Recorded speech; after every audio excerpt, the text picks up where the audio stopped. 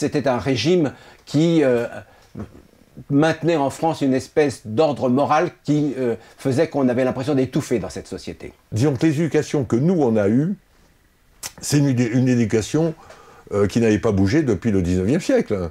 Ce qui s'est passé avec la génération des gens qui sont nés entre 44 et 50 et qui ont vécu ce que nous avons vécu, par rapport à nos parents, on s'est éloigné de ce modèle sans difficulté parce que tout était possible. Il y avait quand même une atmosphère d'ordre moral qui existait en France à cette époque-là, qui fait que petit à petit, on s'apercevait qu'on pouvait aller vers une libéralisation des mœurs, mais c'était très lent.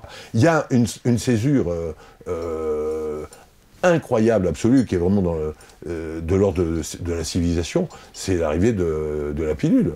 Alors, ce qu'on a appelé la libération sexuelle, nous, on l'a vécu parce que tout d'un coup, les femmes avaient moins de difficultés et puis on commençait un petit peu, entre guillemets, à se comporter comme des hommes, c'est-à-dire à avoir une liberté sexuelle. Il y a aussi les joints qui ont commencé à circuler. Donc, on découvrait tout ça en même temps.